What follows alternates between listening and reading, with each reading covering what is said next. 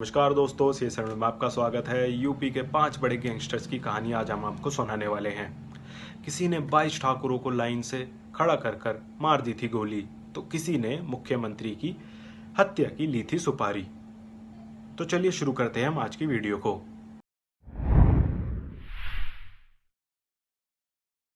हाल ही कानपुर में गैंगस्टर विकास दुबे और उसके साथियों ने 8 पुलिस वालों की हत्या कर दी है।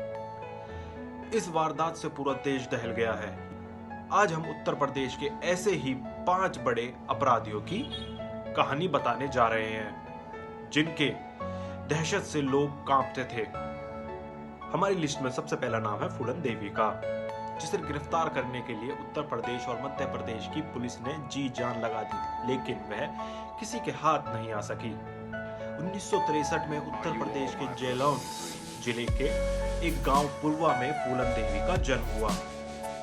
गरीब और छोटी जाति में जन्मी फूलन की शादी महज 11 साल की उम्र में 40 साल के एक शख्स के साथ कर दी गई। उस आदमी ने फूलन पर अत्याचार किए, उसका बलात्कार किया। जैसे तैसे फूलन ठाकुरों के चंगुल से आजाद हुई और उसने डकैतों के एक गैंग में शामिल होने का फैसला किया। फूलन के मन में बदले की आग जल रही थी। 1981 में वह बेमई गांव लौटी और गांव के 22 ठाकुरों को एक लाइन में खड़ा कर गोली मार दी। इनमें से 21 की मौत हो गई। इसके बाद पुलिस वालों ने उसका पीछा करना शुरू किया, लेकिन वह उनके हाथ ना आ सकी, तो उन्होंने उससे समझौता करने की मांग करी। उस दौरान मध्य प्रदेश के मुख्यमंत्री अर्जुन सिंह, उन्होंने यह काम ग्वालियर के पुलिस राजेंद्र चतुर्वेदी को सौंपा। वह 8 किलोमीटर बाइक और फिर 6 किलोमीटर पैदल चलकर चंबल के बीहड़ों में फूलन देवी से मिलने पहुंचे। करीब 12 घंटे तक बातचीत हुई। उसके बाद फूलन देवी ने 1983 में मुख्यमंत्री अर्जुन सिंह के सामने सरेंडर कर दिया। उस पर 22 हत्या, 30 डकैती और 18 अपहरण के चार्जेस लगे। फूलन को 11 साल जेल में रहना पड़ा। उसके बाद 1994 में सपा के टिकट पर मिर्जापुर से जीतकर वह लोकसभा पहुंची। 1994 में ही शेखर कपूर के बैंडिंग क्वीन नाम से फुलवा देवी की पर एक फिल्म बनाई, जिसकी काफी लोकप्रिय रही। 25 जुलाई 2001 में फूलन देवी की हत्या हो गई। आज का हमारा दूसरा नाम है ददुआ, यानी बुंदेलखंड का वीरप्पन। 1970 के दशक में शिव कुमार पटेल उर्फ ददुआ का नाम चंबल के बीहड़ों में दहशत का पर्याय था। उसे बुंदेलखंड का वीरप्पन भी कहा जाता था। उसने 200 से ज्यादा हत्याएं की थी, लेकिन पुलिस इनमें से कुछ ही दर्ज कर पाई थी। उसके दहशत का अंदाजा इस बात से लगाया जा सकता था, अगर किसी को भी प्रधान, विधायक और सांसद का चुनाव लड़ना होता था, तब उसे एक मोटी रकम चढ़ावे में चढ़ानी पड़ती थी। यूपी और मध्य प्रदेश के ददुआ के खिलाफ करीब 400 मामले दर्ज थे। यूपी पुलिस ने उस पर 10 लाख रुपए का इनाम भी रखा था। कहा जाता है कि ददुआ ने पिता की हत्या का बदला लेने के लिए हथियार उठाए थे। इसके बाद 1982 में उसने डाकुओं का गैंग बनाया और 1986 में एक साथी की हत्या के बाद 9 लोगों की गोली मारकर हत्या कर दी थी। इसके बाद 1992 में मडियन नाम के गांव में 3 लोगों की हत्या कर दी और पूरे गांव को आग के हवाले कर दिया था। ददुआ के भय से यूपी और मध्य प्रदेश के कई जिलों में लोगों के अंदर खौफ था। हालांकि कई गांवों में ददुआ गरीबों का मसीहा बना हुआ था। फतेहपुर के नरसिंहपुर कबराहा गांव में डकैत ददुआ की प्रतिमा लगाई गई थी। 2007 में एसटीएफ की टीम ने ददुआ गैंग को घेर लिया और ददुआ और उसके कई साथियों को मार गिराया। कहा जाता है कि उसकी तलाश में 100 करोड़ से ज्यादा का खर्च आया था। हमारा तीसरा नाम है निर्भय गुर्जर का। 2 राज्यों की पुलिस ने 2.5 लाख का इनाम रखा था निर्भय गुर्जर पर। निर्भय गुर्जर चंबल के बीहड़ों का कुख्यात डकैत था। 8 नवंबर 2005 में यह पुलिस मुठभेड़ में मारा गया। उस पर यूपी और मध्य प्रदेश सरकारों ने 2.5 लाख रुपए का इनाम रखा था। निर्भय गुर्जर के खिलाफ अपहरण और हत्या के 200 से अधिक मामले पुलिस थानों में दर्ज थे। वह अपनी गैंग में लड़कियों को भी रखता था। इनमें सीमा परिहार, मुन्नी पांडे, पर्वती उर्फ चमको, सरला जाटव और नीलम प्रमुख थी। उसने 4 शादियां की थी। कहा जाता है कि निर्भया गुर्जर के अपराधी बनने की शुरुआत एक चोरी के केस से हुई थी, जिसमें पुलिस ने उसकी जमकर पिटाई की थी। इसके बाद वह डाकुओं के एक गैंग में शामिल हो गया।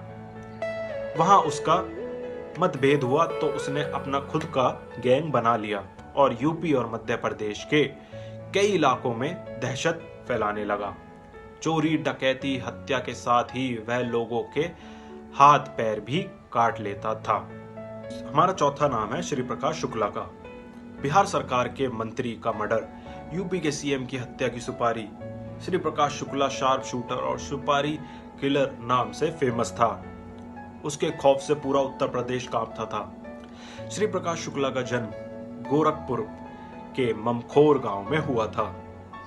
वह अपने गांव का मशहूर पहलवान हुआ करता था। 1993 में एक युवक ने उसकी बहन से छेड़खानी की। इसके बाद उसने उसकी हत्या कर दी। यह उसके जीवन का पहला जुर्म था। इस मर्डर के बाद वह बैंकॉक भाग गया, लेकिन वहां ज्यादा दिन नहीं रह पाया और भारत लौट आया। यहां वह मोकामा के सूरजभान गैंग में शामिल हो गया। श्री प्रकाश ने 1997 में लखनऊ के बाहुबली नेता वीरेंद्र शाही की हत्या कर दी। इसके बाद 13 जून 1998 को बिहार सरकार के मंत्री ब्रज बिहारी प्रसाद को उनके सुरक्षा कर्मियों के सामने ही गोलियों से छल्ली कर दिया। यहां तक कहा जाता है कि श्री प्रकाश ने उस समय के मुख्यमंत्री कल्याण सिंह की हत्या का सुपारी भी ली थी। 5 करोड़ में सीएम की हत्या के सौदा तय हुआ था। 4 मई 1998 को यूपी पुलिस के तत्कालीन एचडीजी अजय राम शर्मा ने 50 जवानों का एक स्पेशल टास्क फोर्स बनाया। इस फोर्स का पहला टास्क था श्री प्रकाश शुक्ला को जिंदा या मुर्दा पकड़ना। 23 सितंबर 1998 को एसटीएफ ने मुठभेड़ में श्री प्रकाश को मार गिराया। श्री प्रकाश शुक्ला के नाम पर शहर फिल्म बनी। वेब सीरीज रंगबाज को भी उसी की कहानी पर आधारित माना जाता है। मुन्ना बजरंगी हमारा आखिरी और 5वां नाम। 250 रुपए के तमंचे से खड़ा किया गया 250 करोड़ का साम्राज्य।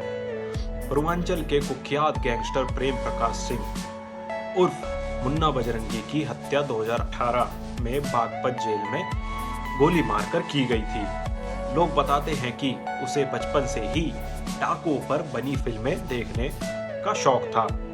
5वीं के बाद मुन्ना ने पढ़ाई छोड़ दी। महज 14 साल की उम्र में उसने मामूली विवाद में 250 रुपए में पिस्टल खरीदी और बिना कुछ सोचे समझे पड़ोसी की हत्या कर दी। इसके बाद उसने 1984 में एक व्यापारी की हत्या कर दी। 1986 में जौनपुर के बीजेपी नेता रामचंद्र सिंह की हत्या करने के बाद वह पूर्वांचल के बाहुबली मुख्तार अंसारी के गैंग में शामिल हो गया। 1996 में ही मुख्तार अंसारी ने समाजवादी पार्टी के टिकट पर मऊ से चुनाव लड़ा और विधायक बना। इसके बाद पूर्वांचल में सरकारी ठेकों और वसूली के कारोबार पर मुख्तार अंसारी के इशारों पर मुन्ना काम करने लगा। मुन्ना बजरंगी पर 7 लाख रुपए का इनाम घोषित किया गया था। 2005 में दिन दहाड़े भाजपा नेता की हत्या। 29 नवंबर 2005 को मुन्ना बजरंगी ने भाजपा विधायक कृष्णानंद राय की दिन दहाड़े हत्या कर दी। उसने अपने साथियों के साथ मिलकर कृष्णानंद राय की 2 गाड़ियों पर 400 से ज्यादा गोलियां चलाई थी। इस हत्याकांड के बाद वह मोस्ट वांटेड बन गया। उस पर 7 लाख रुपए का इनाम भी घोषित किया गया। बजरंगी को डर था कि उसका एनकाउंटर किया जा सकता है, इसलिए उसने अपनी गिरफ्तारी की खुद योजना बनाई और 29 अक्टूबर 2009 को दिल्ली पुलिस ने मुन्ना को मुंबई के मलाड इलाके से गिरफ्तार कर लिया। मुन्ना बजरंगी ने अपने 20 साल के आपराधिक जीवन में करीब 40 हत्याएं की थी।